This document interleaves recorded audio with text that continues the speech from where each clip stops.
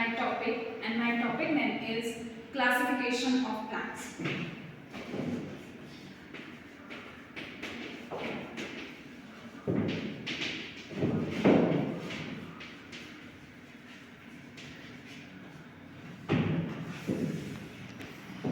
So, first of all, what is plants?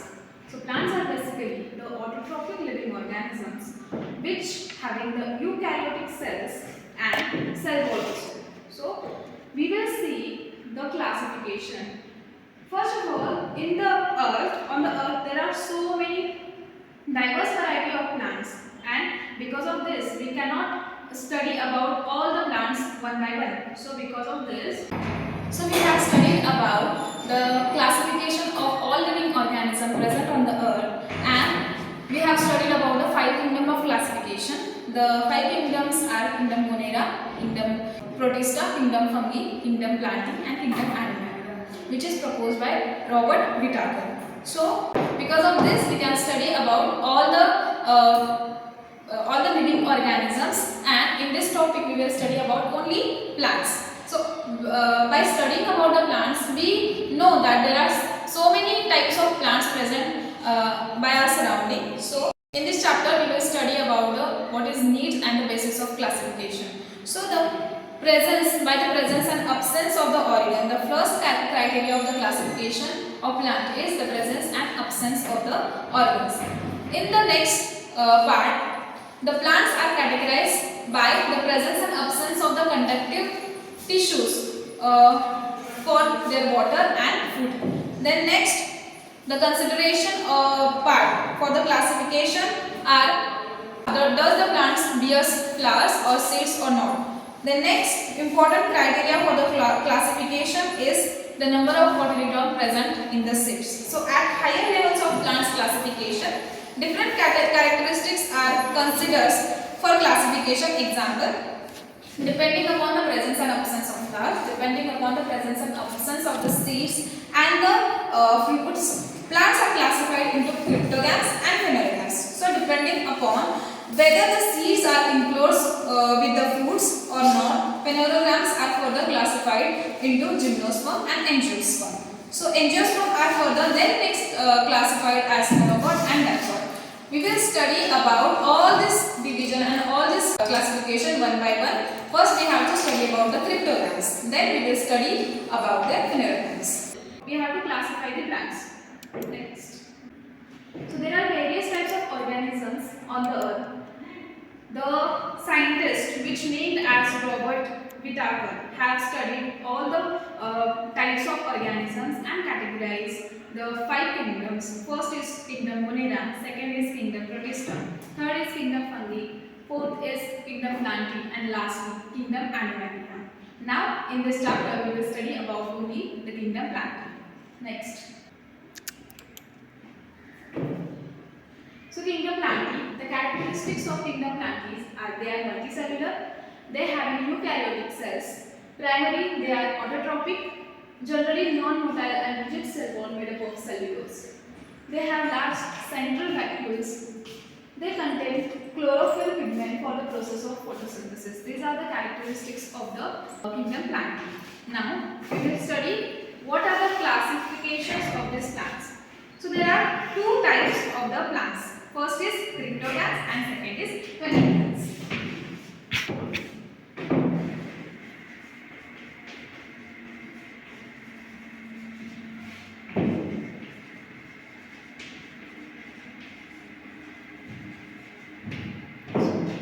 In cryptogams there are 3 divisions.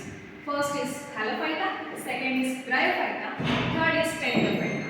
And in phanerogams there are 2 classifications which named as first is gymnosperm and second is angiosperms. Next slide. So these are the classification of plants. Kingdom Plantae are categorized into 2 categories. First is cryptogam, second is phanerogams.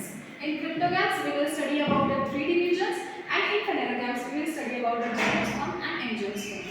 The angiosperm further classified into the dicotyledonous plants and monocotyledonous plants. Next. Okay. So we will study about the characteristics of thylakoid belonging to the Thallophyta group or the division, they are mainly lived in water. Some grow in fresh water and others grow in marine waters. They don't have the basic structural body, but they are autotrophic. They are having chlorophyll pigment, so they can do the photosynthesis.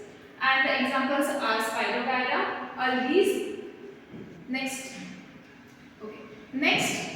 Next division of subkingdoms of cryptogams are bryophyte.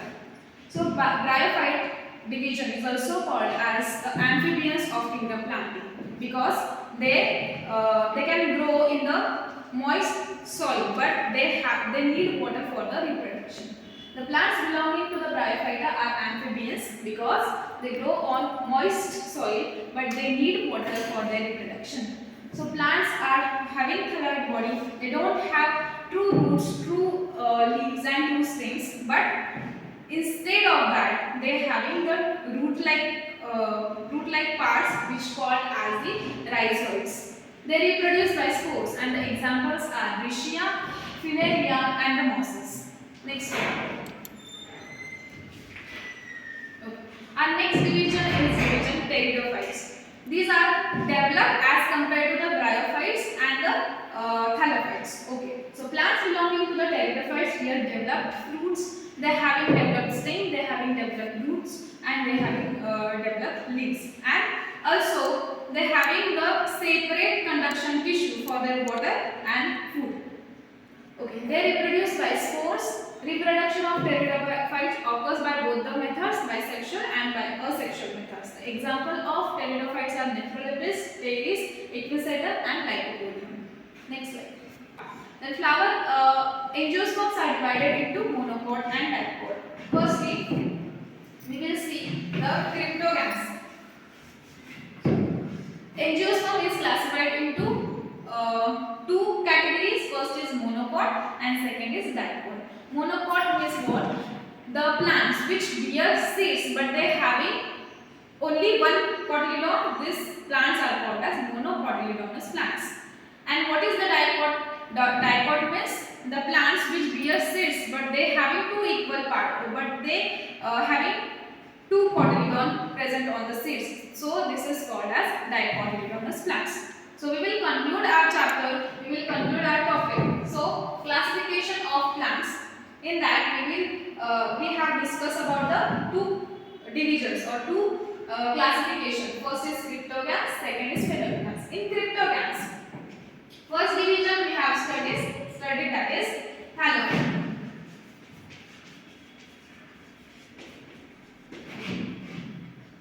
Second is bryophyta. Example of thallophyta we can write as Spirogyra. Example of bryophyta, all kinds of mosses are present. Then third is pteridophyta. So lastly, pteridophyta includes the examples like Equisetum and Pteris. Okay. Then next classification is phanerogams, which is highly developed as compared to the cryptogams. In that there are two categories. First is gymnosperm.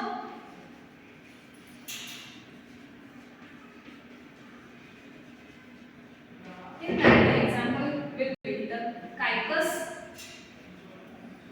Then next is angiosperm.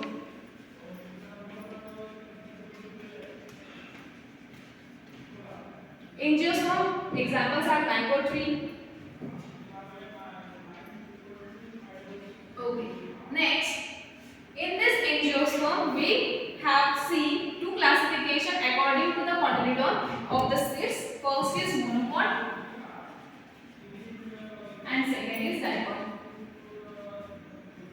So this is all about the classification of plant. And what is the need of this classification? Because we cannot study about all the diverse variety of the plant. So by the classification we can study all the plants in the category. So this is my